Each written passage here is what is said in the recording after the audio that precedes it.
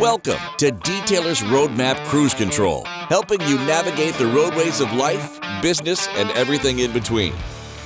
Hey guys, it's Kevin Davis from the Cruise Control Podcast, and I'm here with a very good friend of mine, Shawnda Williams, who is really kind of a jack of all trades, Jill of all trades, entrepreneur, has a gig, does user interface. She's an expert there, boxer, military brat, hot rod builder. Let me see, what else? You got motorcycle rider, all sorts of things. So I've asked her to come on because I think it'll be super interesting just to get a whole different perspective that someone that's not in the detailing industry, but has a strong automotive background as well as an entrepreneur background. So, hey, Shawnda, thanks for coming on. I appreciate you. No problem. Glad to be here.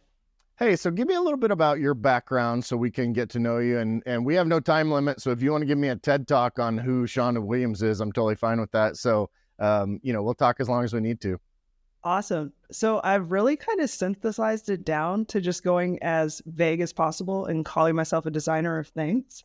Oh, cool. So how I've kind of come about that, as you mentioned, my background is in more traditional graphic design. Like that's where I started. That's what my degree is in. And from there, I got spit out of school, like right as the internet was kind of taking over everything. So the industry was transitioning heavily from print into digital, you name it. So I basically came out of school and got thrust right into a job where I was working within web. And before I knew it, my web job had turned into something called user experience design, which is a more data-driven form of design. Like the decisions are made based on customer sentiment, making sure that we're keeping into account preference and like actually what people want before we're going and building anything within a digital context. So that from a professional standpoint is kind of like where my like big kid job kind of stays within that lane. So from that, it has since evolved into something called service design, which is where you're looking at the whole system of things. So it's not just worried about like, how is this person going to use like this computer or how are they going to use this software application, but like looking at like just the whole network, like people moving from like station to station to use these things. So it's kind of like crept and grown. And with that, like my personal interests outside of that have also crept and grown with it. So hence the car building piece and some of the other junk I'm starting to get into a little bit more aggressively now have all kind of been manifestations from this like core as a designer. So curiosity kind of like drives and guides me. And that's probably why I have my hands in so many different things. Yeah, I'm kind of the same way, right? Like we've got a ton of different things, but it's funny because when I first thought about bringing you on, I'm thinking, well, she kind of does computer stuff, right? Like that's, user experience and all that. And you can kind of think about that in context, but really what you do for a living when we're talking about like detail shops or automotive shops or just businesses in general, we all use that same process, right? Or those same kind of processes, but we don't necessarily do them well. So like, how would are you doing stuff that's physically manifested too in terms of process design also, or is it mostly digital? No, because you work for REI right now. Yeah. Okay. Yes. So when I first came in at the gig at REI, I think it's actually a really good example. Like one of the primary areas where we're looking at was like, how can we improve the overall flow of the store? We've got these employees delivering amazing customer service, having to use like all these disconnected digital tools. So like the task was really to like go into that environment, assess how people are currently using like, and when I say digital tools, I mean like point of sale checkout, right? Right. Or if you go to ask somebody a question and they pull out what looks like a smartphone, like that's one of our digital applications there. But at the same time, I also need to keep in mind that that person is going to be interacting with a customer. Mm-hmm. So it's like when I started to look at like the whole system and started to look at processes and how we can better streamline that, we're really taking into account like the full 360 of like what's going on. This person may be having to help answer questions, also help triage a line that's growing really long, as well as find a product on the floor for somebody. So it's just like they're wearing a ton of different hats. So the last thing we want to do is pull them out of a situation where they're delivering customer service to like full with an app, right? So it's like thinking about those things within the construct of all the like cognitive Olympics that person is having to do just to be able to like show up and be friendly, making sure that the tool isn't removing them from that exchange. So you're trying to help them also. So if they have a given tool, you're helping to develop those tools or to, I mean, I assume source those tools. Obviously, some of it is custom design, I'm sure, but are you helping the company to kind of make a decision on how that, you know, because like you go to Lowe's or Home Depot or, you know, you can't ever find anybody at Walmart, but you know, you go to one of those stores and I'll say, hey, do you have this 25 cubic foot freezer? And they'll be like, well, let me check. You know, I know we don't have it on the floor. And then they get on their little phone. And it always feels like they're just looking it up on the internet. Like they don't, which is effectively what they're like, dude, I have the Lowe's app. I can find that information. So it's not like, I want to feel like that you have more information than I have. Right. And so I'm assuming that that's like part of the training process and part of the education process is like, how do you develop this customer service ideal while you're using the tools that you've been given, correct? Correct. And for us, our folks are most of the time using our proprietary app. So part of what my charter would be to better optimize that app, right? So it doesn't feel like when you're asking the guy a question that he's just going over to rei.com to give you the answer that you could have looked up yourself. So it's just making sure that we actually are able to field an accurate response to questions that you just may have during, like, what store is this available at? Can we get this to you? Like, those type of questions are all like part of the deal, but making sure at the end of the day that, like, I think everybody's want is the same. Like, we want to deliver good customer service. We want to be able to answer the question. Especially with a specialty store like REI, right? Like if I'm in there looking for Big Agnes sleeping bag for someone my height, right? Like that's a very particular ask. It's not like I need drywall screws. And so like that's a very specialty store. And the people that go in there are probably, for the most part, highly educated consumers, which probably makes things easier in some ways, but more difficult in others, right? Because of the expectations.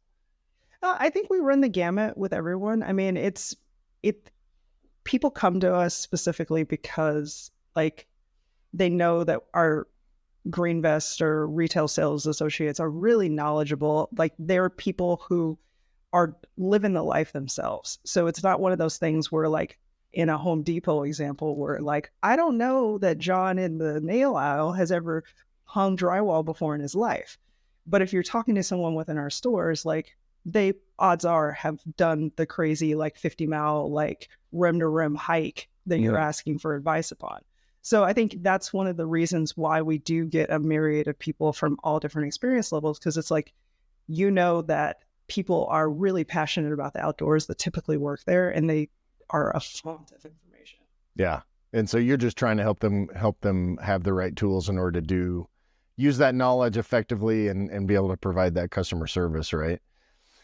Yeah, and really just be present in the conversation, because I think that's the most as opposed to this, right? Let me get this all pulled up. Totally. And if you're listening to this, I was pretending I was looking at my phone. I just realized this is audio and visual. So, but so like in detailing, for example, it should be a very process oriented activity. Customer service and sales is always part of it. And typically it's a single operator or one or two people in there. There are some really good apps now that allow these guys to do that easier, but they're still kind of getting their feet under them and all that. So like in that context, knowing that what you know about just processes in general, how would you kind of coach someone on looking at their overall process and their user interface and all that and kind of improve what they're doing? That may be a difficult question to answer, but I'll throw it at you anyway. Everything I do kind of like begins usually with research, right? It's really like better problem framing. So like somebody could be like, oh, I need this app to like give me the steps to do this thing better. So it's like what is the thing, right? Really starting to like really understand like what the root question is you're trying to solve. And then from there, like one of the things we hear like all the time is you should have empathy for your customers. And unfortunately, like people kind of go 2 feet in with that and they start trying to put themselves too much in their customers' shoes without asking the customers what they actually want. Mm-hmm. So it's like, if I'm going to build an app for detailers, well, like, let's talk to detailers. Like, let's find out from them what would be helpful to have within this application. Like, that's 9 times out of 10 is the starting point for like everything that I do. Like, even if it's something like I'm trying to like make this design more user friendly, right? At the end of the day, it's like, okay, if you're coming to this page, what information are you trying to do? Like, what actions from a business standpoint, what actions do you want them to do? And then from a customer sentiment standpoint, what actions would you like to do? And it's like a convergence of the two of those. And it's such a simple thing when you start to talk about it, but it's one of those things where like people tend to just like well, I would want to do this, so I'm going to build it that way, versus asking and qualifying, is that actually what you expect this page to do? And how would you want to do that? Yeah, and be part of the process. Like I just had a friend of mine on the other day that we were talking about getting to know the customer for sure and kind of really understanding them at a base level and being able to then use tools to go through. And like with an app, for example, with what these guys are doing is they can then take that information, put it in the app to give them sales tools and follow-up tools and funnels and, repeat business and all of that kind of stuff. So you kind of toss them into that. And there's one in particular, you're able, that we use that's really a well done piece of software. But they're continuing to develop and add new things. But yeah, the process of detailing is an interesting one because they actually do follow processes, but they're not process driven in general. And so the guys that do it really, really well have a specific process that they go through. And some of these guys are down to a science. Like I know it takes us 17 minutes to wash and clay a car. I know it takes this long to polish, this long, and they've got all that stuff going. So those processes are really important. So do you guys do them? This is my own curiosity, but you guys do a similar store layout thing like Walmart does, where they've got that store in Arkansas that they literally do like constant testing on product location and layout and all of that?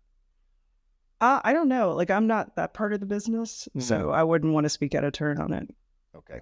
So talk to me about, we're all car guys and girls on this podcast, I'm assuming, since it's called Cruise Control, but talk to me about your high yellow build. So talk to me about the builds in general. So you've done, Michelle, my wife, has been involved in at least 3 of those, a couple of them. And were you involved in all 3? I know you're done at least 2 of them.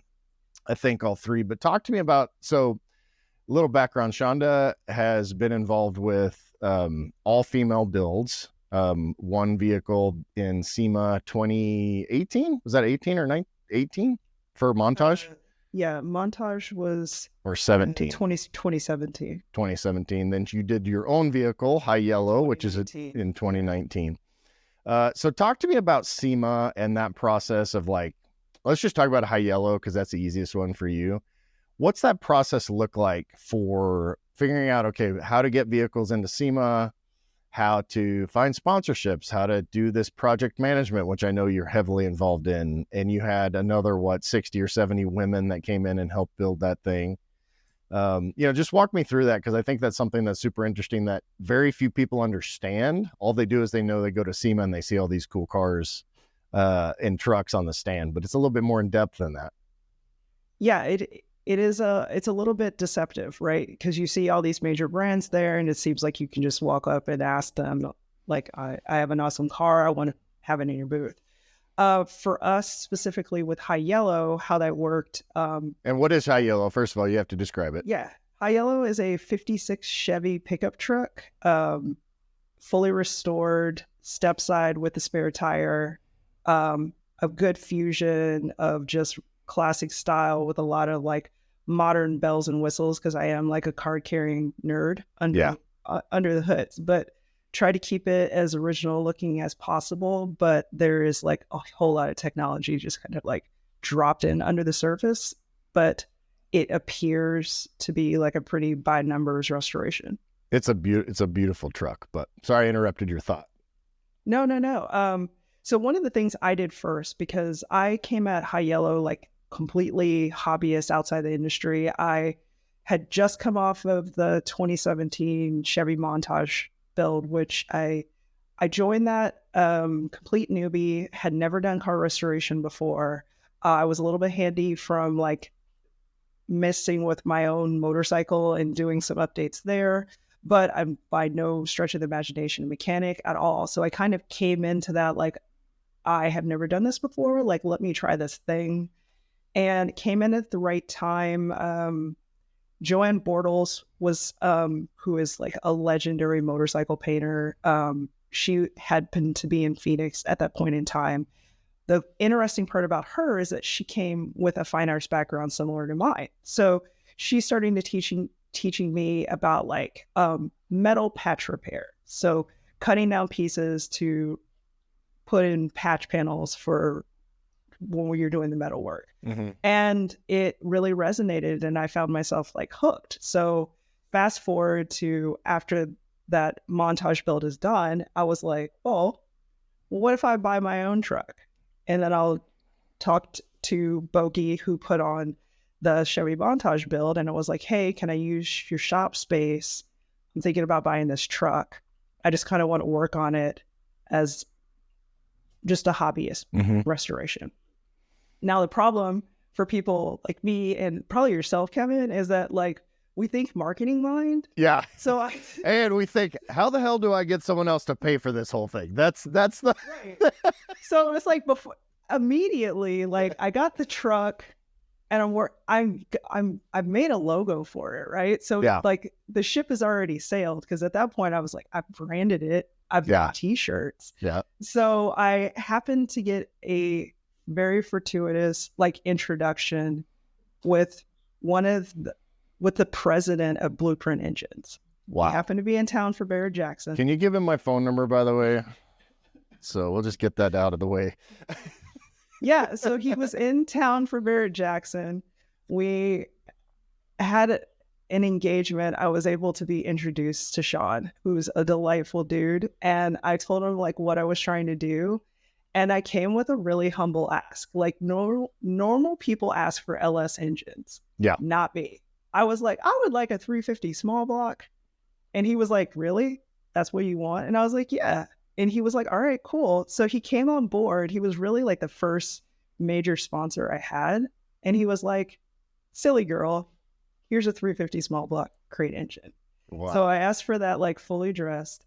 Is it carbureted or did you guys do like a fast EFI or something like that on it? No, because I was insane out the gates. And it was originally carbureted. It has since been switched to fuel injected. Phytech came in later post unveil as a sponsor, hooked me up with fuel. Yeah, some guy came to the booth and was like, what the hell is that 4-barrel Holly doing sitting on that engine or something, whatever it was. It seemed like a great idea till I saw like the fact that you have to like adjust it with like a screwdriver. And I was like, no, I'm not doing this. Yeah, anybody that's under the age of about 35 listening to this, a carburetor is basically 2 huge bowls of fuel that get mixed with air, and that's what makes used to make vehicles run. And now we have these little spray jets that the computer controls. So carburetors are its own animal. And if you travel anywhere with a vehicle, you have to retune it at altitude. Like if you drive that thing up here to 4,500 feet, you have to retune it before it'll even run. So fuel injection is definitely, it's good that Phytech came on board and, helped you out with that. Yeah. But one of the smart things that I had done when I got the sponsorship of Blueprint is I put in, because I'm always thinking like 25 years down the road, right? So I put in a first right of refusal if we decided to take the truck to SEMA. I put that into the contract. At that point in time, I had no aspirations of taking this truck to SEMA, but I just put it in there anyways, because why not? I mean, what closed mouth doesn't get fed, right? Yeah. So I was like, let me just throw that in there. So as this progressed and it evolved from being just a simple hobbyist build to being a full-fledged all-female build, I had a decision point with Bogey, and we both were like, hey, let's shop this around and see if we can get a sponsor that would have us at their booth. So we're deciding this around like March, April timeframe. At this point, like, it is unheard of to get in a booth this late in the game. So for those of you folks at home, like, if you want to have your car at SEMA, you need to be thinking like 1 to 2 years out, because like this, I know BASF, was one of our premier paint sponsors at the garage. They have their booth planned like at least 2 years out. So it's one of those things. Yeah, and Chip Foose takes 2 of those spots half the time, so you're only left with like 2 more spots to choose from, right? Right.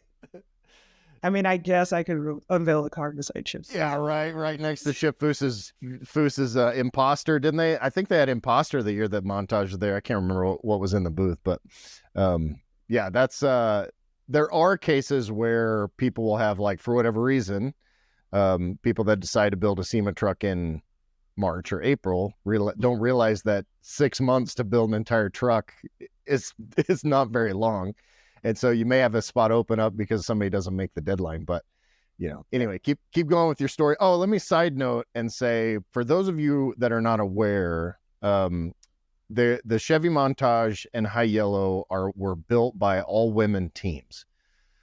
And I don't know how many women were on High Yellow. I know on Montage it was 60 to 80 women. Michelle, my wife, actually was able to spend 17 weeks on Montage, which was a long time, back and forth between here and SEMA. But it's all female. Like, I would go down with Michelle, and I was responsible for cleaning the kitchen, doing dishes, and sweeping the floor because I'm not allowed to touch the vehicle. And so that's, because I'm a guy. But like, it's a really cool experience, especially if you're a female detailer or automotive person listening to this. There are so many inspirational women that have such exceptional talent in the hot rod detailing world, automotive hobby, fabrication, welding, painting, all that. Like, it's amazing. And I don't think that people realize that and don't give it enough credit. So that's my side note on all female builds. No, that's awesome. So, yeah. So first of all, you had a contract with Blueprint, which was amazing because most people don't do contracts with their people that are giving them free stuff. So that's cool. I like that. So you have Blueprint on board. You were playing 25 years ahead, and that's kind of where you were before I interrupted you.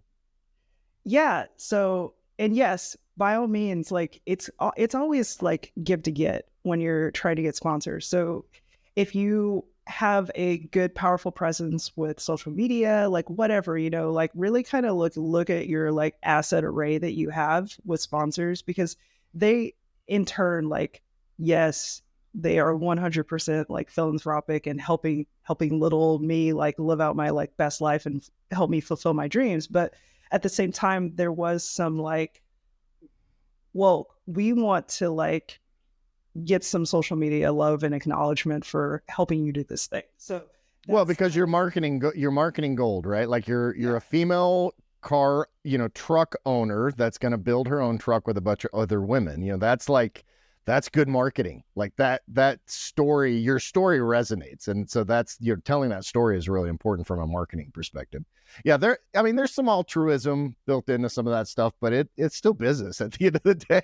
No, totally. And because it's still business, and because I'm like serial entrepreneur, right? Like, we live and die by contracts if you're smart. Like, handshakes are great, but contracts help keep food on the table. So wrote up like a really simple contract on it, and also put in like some first right of refusal opportunities. And also, as part of that first right of refusal, it covered, like, they had an opportunity to have the truck at their booth, as well as them covering transportation for the truck to be a part of SEMA or any car show thereafter that they wanted to have. So did that. We decided to bring the car to SEMA, reached out to them. They were thrilled at the prospect of having us there, which totally unexpected. So then the accountability was like, well, oh crap, because it's March, April time frame. Hey, guess what? We actually have to build this thing. That's a problem. And, It was started, but it was started with like the ginger grace and speed of a hobbyist endeavor, right? Where, we work on it one weekend and then maybe another weekend we go to a car show, right? Like, or we go out to eat and live life. So it was like, okay, all systems go, buckle up. We're not going to sleep till SEMA. And we put our heads down and grinded. And I think the grand total was like 70 plus women that participated in helping us get it in all levels of experience, right? Like, I think with that one in particular, we had a lot of professional ladies come out, especially within the body section, to really help, because one of the unique aspects for High Yellow is the fact that it is pretty much like entirely original. The only thing that is aftermarket are the bedsides, but like firewall is original on that thing. So it was like meticulously, painfully body worked. So yeah, because it's super clean, right? Like you end up having to fill up all those holes where everything came through the firewall, and there's holes everywhere. And you guys have that. It's super clean inside. So all that metalwork, it's not, you don't just go in there with Bondo or Rage Gold or whatever and fill all that stuff in. That's like actual real metalwork. And so bedside, you had to use just aftermarket panels cut to fit. Yeah. No, got bedsides, bought those from RK aftermarket, and they do amazing work in terms of like really trying to stay true to that factory stamp. So yeah, aside from that, like pretty much everything from a structural standpoint is original with the truck. So Brianna Hoon of Honeybee Fabrication really led a lot of the metal repair work, and insurmountable amounts of trips back and forth from Minnesota to Phoenix at that particular time to help out. Yeah, it would have been easier if she was in Austin like she is now. Just jump on Southwest. Minnesota's a little bit farther, right? No, yeah, totally. Like, but she really came through for me on that, and I learned so much in working closely with her, because that was the thing. Like when it's your truck, like every hand of that restoration, I was like knee deep in learning, and really just like I started this thing as like, oh, a casual hobbyist, to the end where I'm like having to like keep this boat running when Bogey, who was really like pivotal with the restoration, like she may have to go out of town to film. We didn't have time to stop working because she was out of town. So it was really like me having to learn a lot really fast to keep this thing going so that we could make our really ridiculous timeline. Yeah. And you're coordinating people, you're coordinating projects, which is, you're really good at that. So that helps. If you weren't such a process person, you would have been probably in trouble, overall. But then having to make all of those decisions, it's not like you're just building a truck for somebody, right? This is your vehicle. So like you almost agonize over each little element of it, because you're going to have this truck for the rest of your life, right? That's probably the plan. And so having to go through all of those is definitely, I'm sure, a challenge. I think this is probably where my design background gave me the greatest like lift.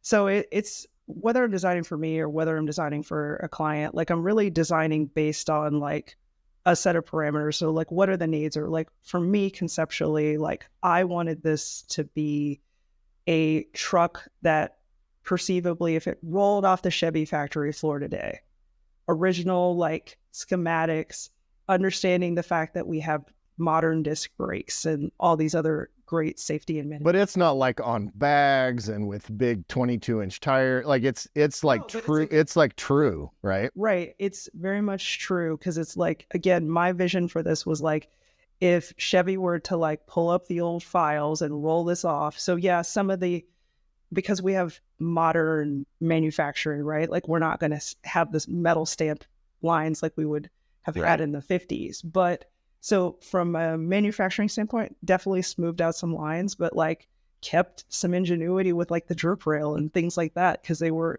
clever and they made sense. So kept the things that made sense, really tried to think about it from just a conceptual standpoint. Like if this were to roll out tomorrow, yes, it has Bluetooth, but also like, does that impact the design? No, it doesn't. So it's like keeping a lot of that original, keeping true to that original style, not bagging it, not being ridiculous with carburetor out the gates, and eventually switching that to fuel injected. But yeah, like we all learn things along the way.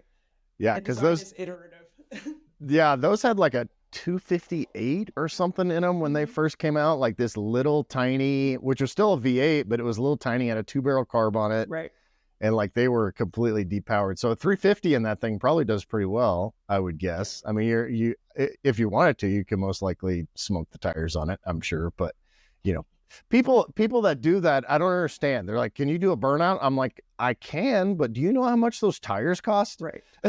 Why don't you drop down like $500 and then I'll do a burnout and go buy new tires. But that's cool that it has Bluetooth and all that technology. I actually, with the Cobra build, I had this bright idea that I put all this hidden stereo stuff and Bluetooth and iPhone. This was like early on iPod connectivity and all that. I built it like 8 years ago. But then the first time I drove it and I'm trying to listen to that stereo, the side pipes are so loud on that thing that I literally just ripped it all out. It's all sitting in a box because I was like, this is a waste of space and waste of time. But anyway, so you guys put air conditioning in it, I'm sure, because you're in. Did Vintage Air sponsor? Oh, yeah. Vintage Air were amazing. Jack, the owner, actually came out with his daughter to participate with the build. So that was a really cool moment with it. That's cool. We have Vintage Air we're wanting to do an LS swap with Michelle's Sugar High Jeep. And then we have Vintage Air that's going in it. And then I've yet to do the swap. So I don't have a compressor. I don't have anything hooked up. So it's just the box that sits in there. But on, so a lot of these guys that are listening to this, guys and girls, will do like car shows and that kind of stuff. And so they look for sponsors to kind of give that sponsor. So I like so what's your approach when you go talk to sponsor in terms of like your value proposition? Are you doing, when we did sponsorship for the rally with Sugar High, I actually built a huge sales deck, customized each one for each person, doing all that kind of stuff. But I mean, you're talking about, we're asking for like cash plus, we're like $5,000 in this stuff. Obviously a Blueprint engine is what, 15, 18 grand. So that's a pretty significant thing. But like for these guys that are just maybe trying to get local businesses, what kind of advice would you give to approaching sponsors, what to put together, how to ask, what you're following up with your commitments? Because I know that's a big challenge for some people to be able to like, hey, I'm going to do this, I'm going to create this, and this is what you get out of the back end. And then for whatever reason, that doesn't come to fruition. Yeah, follow through really, really matters significantly. And the other thing is to kind of just like look at the array of things that you have. So if you're going to perceivably build a car and you're going to want to take it to 10 car shows, well, that's 10 car shows worth of eyes on the vehicle. So as part of that, you can tell a sponsor like, hey, we'll keep your sticker or we'll keep badging for you at the car anytime this is shown. We'll have signage, whatever the case may be. So it's like whatever that like grand vision is for the car, like upon completion, that it becomes a commodity that you can kind of go back to a sponsor with and say like, hey, this can lead people back to your brand and show people that you helped support this effort. So it's like, it's one part being like creative a little bit. Cause I mean, you're selling vaporware a little bit because you're selling people on a vision because the car's not done yet, but you're selling people on the like, come with me on this journey.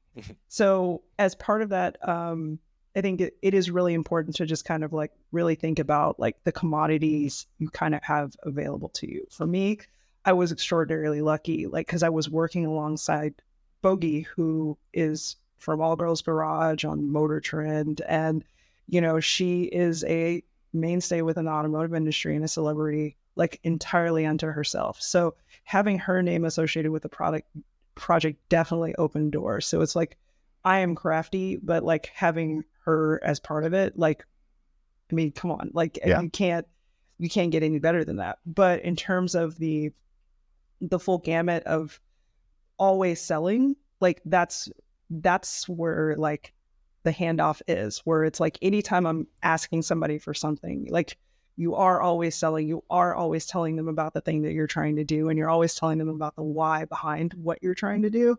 And I think that becomes a really big unlock because as time has progressed with some of the other builds that have come out of the shop, they're like, we're delving into areas and spaces that aren't traditionally within the automotive spectrum, right? So you're getting, with this most recent build that they've done over there with the Volvo PV544 Iron Maven build, it was a convergence of like old and new, modern Volvo with an old Volvo. So how do you close the gap between old and new, like 3D printing?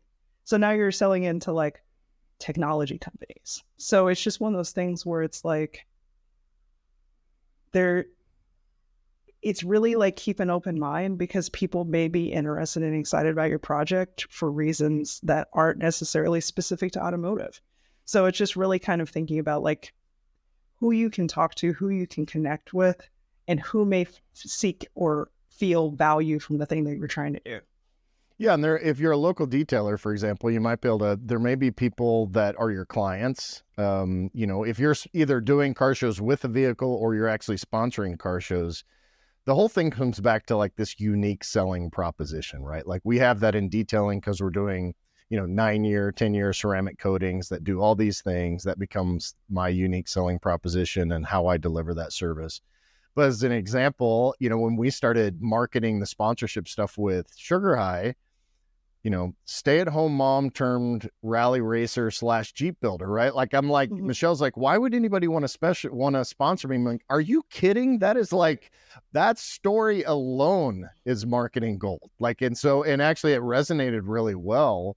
And that Jeep was in SEMA twice. So, we had an opportunity to do that. But all that to say, everybody has a unique selling position. Like for you, part of that selling position or proposition is that I'm going to keep this truck pretty much original. It's going to look like the original, but like not on steroids, but like so much better than it would have come off the factory floor, which is not traditional now, right? Like everybody wants to freaking slam them and put bags on them, put huge tires and cut out the tubs and all, they're doing all this funky stuff.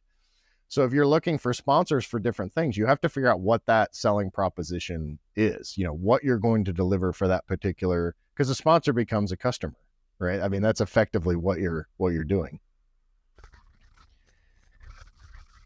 So let me think on, so you did High Yellow as far as that goes. And are you doing car shows and stuff now with it?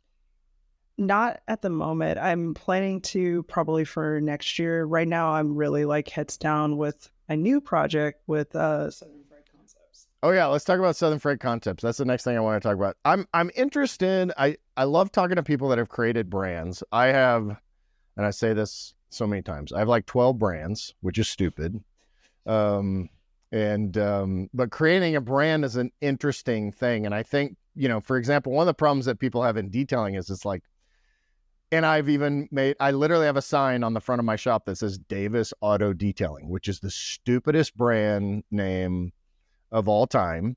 I did have a guy design a 6-foot tall monkey version of me that was holding a polisher. Like that was the logo image kind of thing to give me some uniqueness. But like Southern Fried Concepts is an interesting, I don't even know what that means. So like, how do you talk me through creating a new brand, especially as like a side gig, what your goals are, what the important things because there's a user experience built into every brand automatically, right? We're learning that with some of the brand crap that's going on right now in our world, like what not to do with your brand and, or to do with your brand, whatever. But talk me through that process. First and foremost, like if you're going to transact business, go ahead and do yourself a favor, make it an LLC. Yep. So for me, Southern Fried Concepts, like I left it, like the name, I'm originally from the South. Like the South has been a huge part of my like maturity and like adolescence and so forth. So like I always had like the Southern hook and as part of like just me intrinsically and who I am.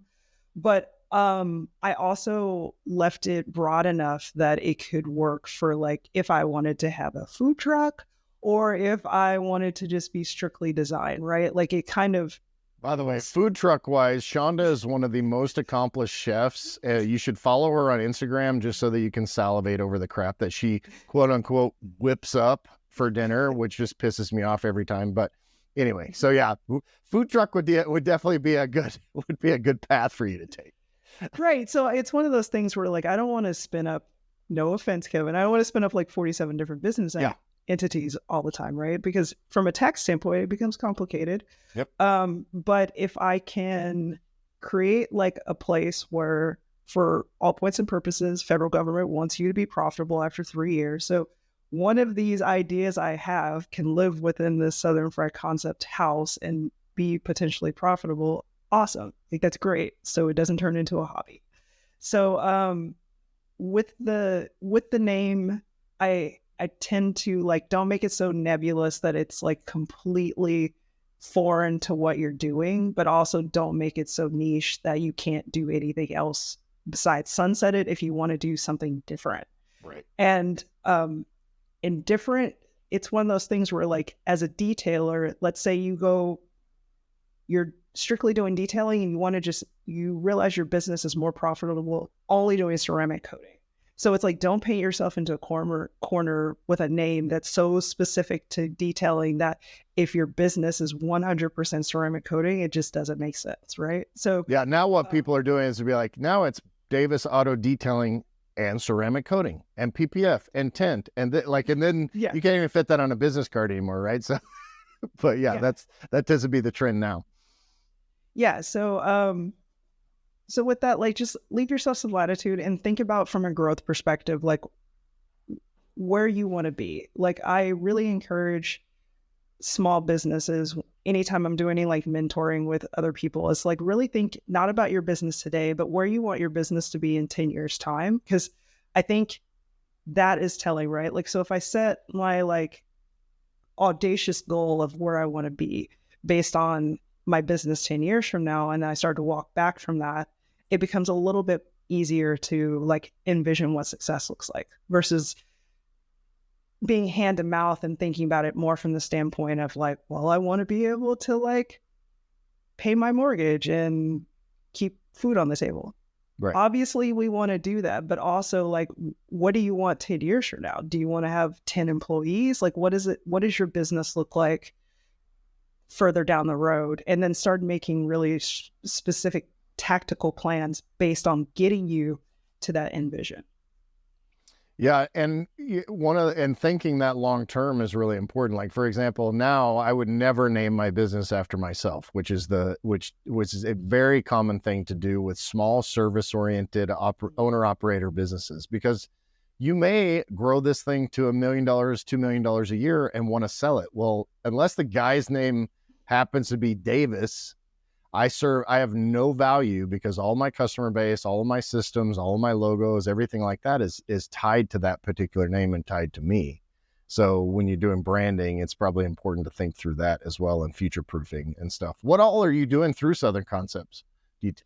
Southern Fried Concepts. There you go. So at its most basic form, I'm doing more traditional design services. So logos,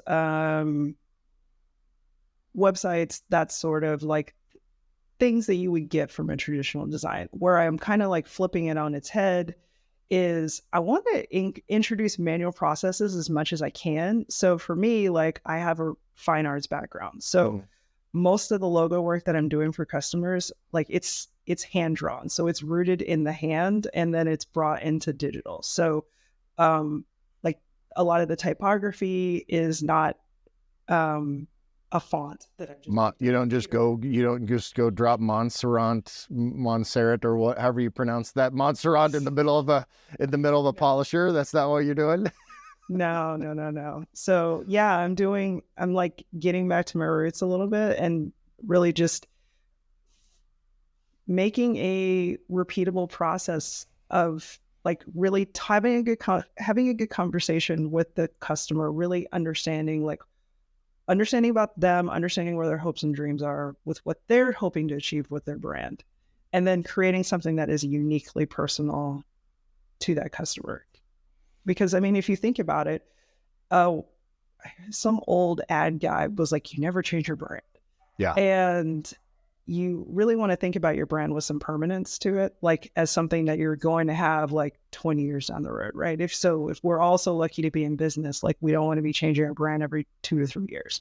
So with that being said, like having something that is entirely original really starts to make a whole lot of sense. Yeah. So that's kind of where it started from. But as a result, I kind of like looked at the myriad of things I was interested in, the things I wanted to keep doing. So like stepped out of a leadership role with Girl Gang Garage, which is where all these builds and all this magic is taking place. Stepped out of that, wanted some free time for myself to really kind of focus on things that were passionate to me.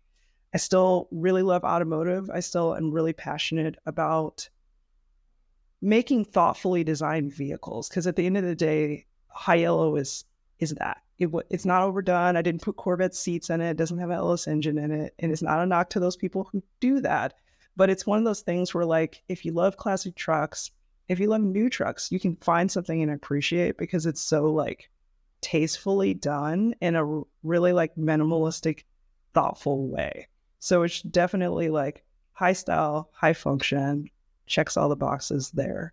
But I saw an opportunity with that where like people don't put enough thought around the design considerations. They don't really put a lot of thought around like, what is this concept? What am I trying to achieve with this? So wanting to keep doing stuff like that, wanting to get a little bit more into motorcycle building and just designing for like everything. Like my dad taught me woodworking when I was a little girl, and that's always kind of been the thing that it's always been a good expression of like ideas and whatever. So having something that was broad enough that I can make small home furnishing items. So just really like championing and loving design and making, and not being such a slave to the computer, because it's like my full-time job is heavy on the computer, heavy on running my mouth, talking about strategy and talking about this, that, and the other, not heavy with using my hands. And for me, like the thing I took away the most from all the car building was how much I enjoyed being able to get my hands dirty and just getting in the mix of work. And I wanted to carve space for myself to be able to continue to do that. I love that, because that's something where like you have a full-time job, you have multiple, you're a serial entrepreneur, you have all these projects, but yet you're trying to find things that are personally enriching and to allow you to create what really would be revenue ultimately, with this business, but it's something that is refreshing and re-energizing to you versus let me just go do this new thing and hope I make, some money out of it because I think it's going to be a good idea. So that's really cool. Did you guys do a digital dash in the truck? I can't remember if you did traditional gauges in that. So it's Dakota Digital. Yeah, Dakota Digital. Total sleeper dash that has a small center in it that is 100% digital, but it looks entirely original. Like it's a double take. Mm-hmm. If it's not switched on, you don't know that it's not factory. But when it is switched on, it does have a digital cluster in the center where I can see like what gear it's in. It also has a tachometer within it. So it's very nicely like hidden in there. And I scoured the world for a lot of like just nicely modern but retro things. Like the wheels are Detroit steel because they do a really awesome, like not kitschy, thoughtfully done revival wheels that give you like all the like flavor of old school, but with some like new school. Yeah, they're not just throwing on some Kragers from the 1980s, right? Yeah. Right.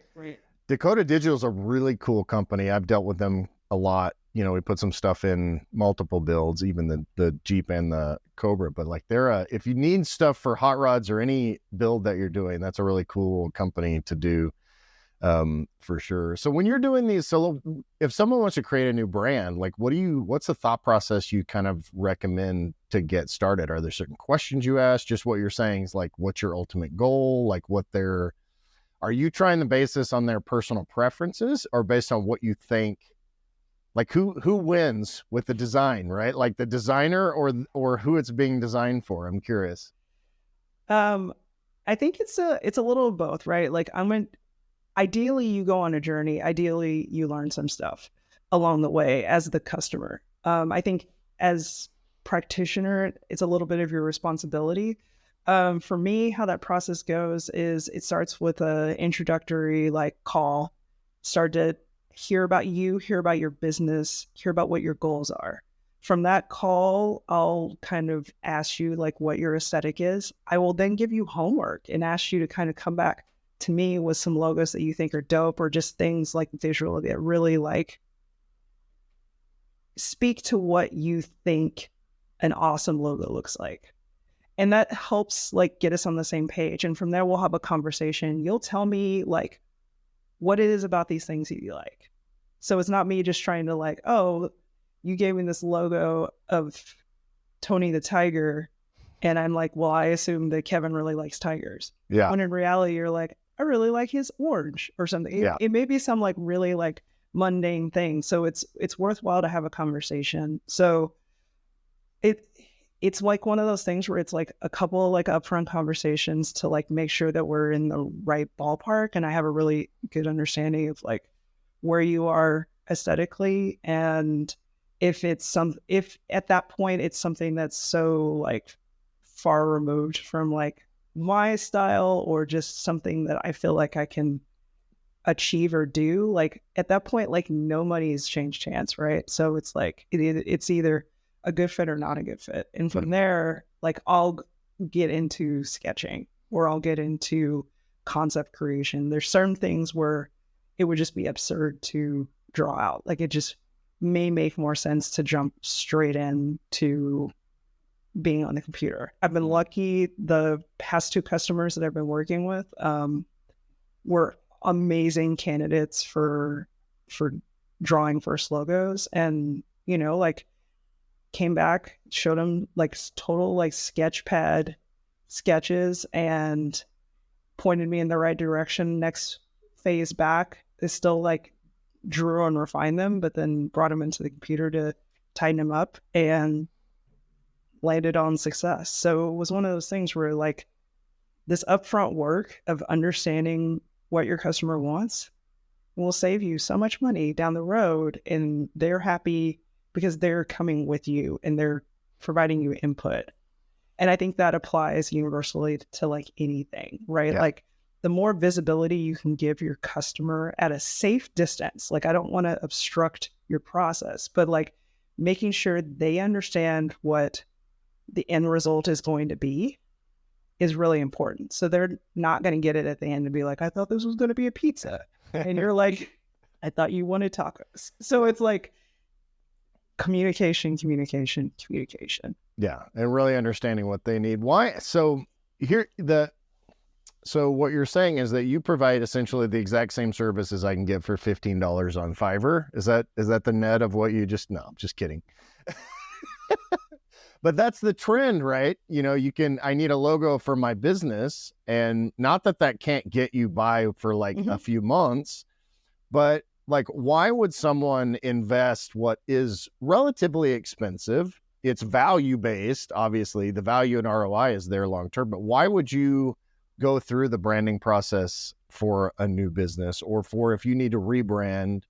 Because now, you see all the time, it's just literally just some font slapped on top of usually it's an oval or, something and they'll throw a polisher in the middle of it or coating bottle or something like that. So, I mean, it still conceptually has the idea, but it's not really creating a brand. So why is that something that's important?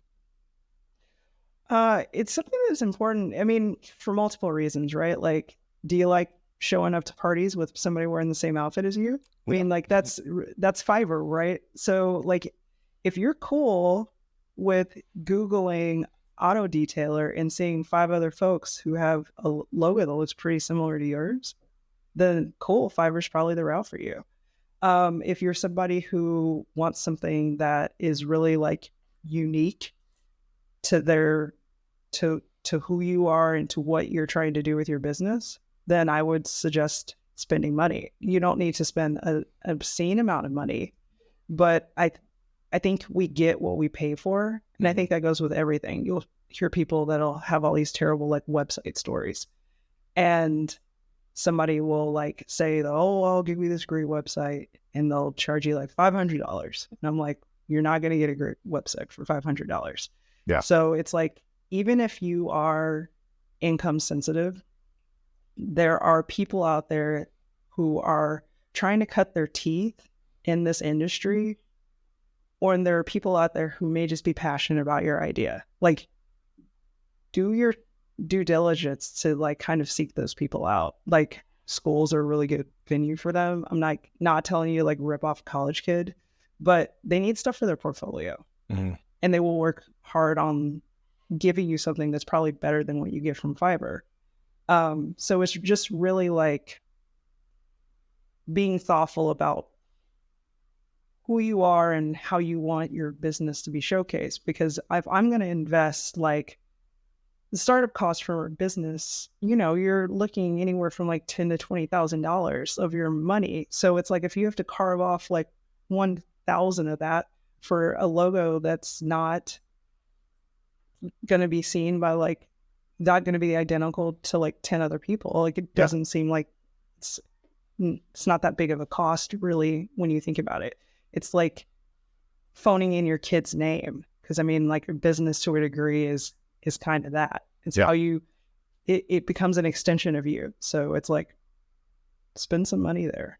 And you're really buying that future proofing, right? Like we, you know, one of the things I do for Detailer's Roadmap is I'm looking at all those processes, and with every process, I'm like, yeah, this works right now, but does it work, you know, at 5x of what we're doing, either employee wise or sales wise or build wise or whatever, trying to future proof that stuff. And so the same thing, like, why, if you have business cards and prints and you've got websites and all that stuff, and it's all based around your crappy branding, then, you know, then that's a problem. I mean, and I'll readily admit that some of my brands are way better than others, and I've taken the lazy way out on some, but you know, it's definitely important to have something that's been done right, and to be able to seek out and actually do your whole brand identity. You know, they do the brand, you know, the branding guide, which has, these are the fonts we use, these are the colors we use, these are, you know, this is the logo we have, and all that. So that's super important.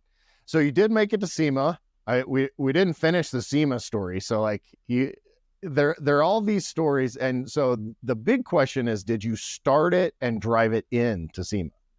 Oh yeah. We 100% drove it. You were in the top 40% of all SEMA builds, because this is the great secret of SEMA, is that about 50 to 60% of those things got pushed into place because they weren't finished. You know, they because it's freaking hard, because a lot of times you don't get that timeline until it's like, hey, we need a vehicle to go in this, and we're gonna, you know, and then that's enticements. Like, hey, we got a new engine for you, we got a new fuel system, we got this, we got that. Can you put it in our booth in SEMA? And you're like, yeah. And then you kind of have to figure out, you know, how to make it happen. So you did make it to SEMA. Did make it to SEMA, and it was like a nail biter to like the very, very gory end, but 100% drove it in, no issues, like no putting wheels on the car in the booth, like fully intact, fully ready to roll.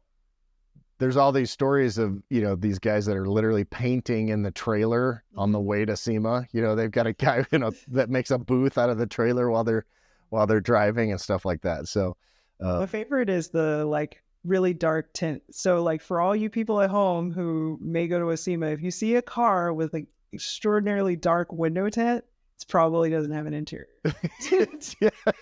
Yeah, it's bare, and the doors are locked for sure, because they probably don't even function.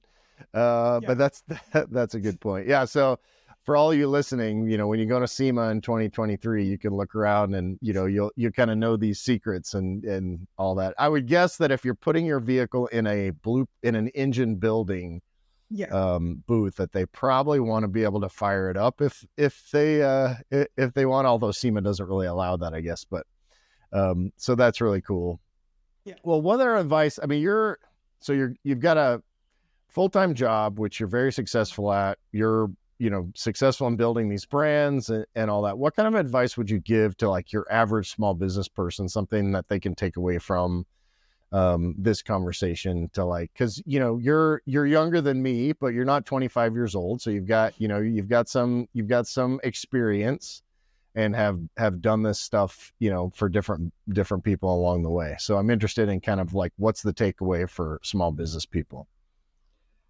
I think the biggest takeaway or advice piece that I can tell you is to really be thoughtful around what success is going to look like for you, and make sure that the actions you're taking today can actually get you there. And it seems like really like simple afterthought level advice, but there's so many times in life where you're like, oh, I'm going to do this because my friend told me I can make a lot of money if I get into window tinting, right? Like, and it's about a money grab less than like really being thoughtful. Like, you're going to put a lot of time into this, and you really have to like put some equity into your time too. Like, that's my other piece is like, whatever job you have, think about yourself as an hourly employee and think about the amount of time that you're going to put into like your business or whatever this thing is, because that has a price associated with it. So even though it's you and you're bootstrapping and you're doing everything, well, your time has equity associated with it. So although you're not necessarily paying yourself, like you're missing out on other things. Maybe you're missing out on time with your family. Maybe you're missing out on like fun things you could have been doing with friends, but there is a intrinsic cost with that. So it's like really be thinking about like what kind of successful outcome you want to get out of this. And hopefully that successful outcome is greater than, I just want to get rich. Like, get rich and what? Like, so I challenge everybody to like have it be more dimension to it than just getting rich. Like, I'm not taking away from that. By all means, like, money is an extraordinary motivator. I wish I had more of it. But at the same time, I'm also like, think about like really what success looks like. Is success of being able to like put all your kids through college? Like, what is success? And scaffold your business in a way that allows you to be present in your life, but also be successful at accomplishing whatever it is you're trying to achieve.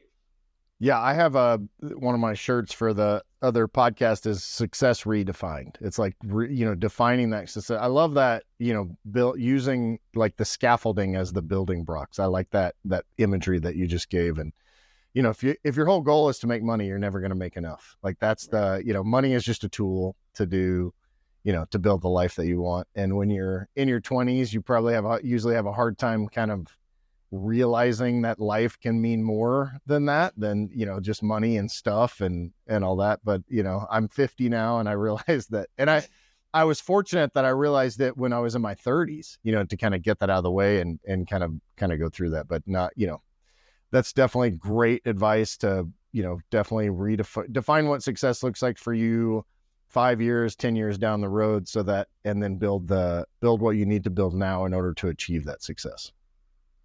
Yeah, that's awesome. Well, if they want to learn more about High Yellow, if they want to learn more about Southern Fried Concepts, where do we go? You can check us out on Instagram. So it's at Southern Fried Concepts, also the same on Facebook, or at my website, southernfriedconcepts.com. Awesome.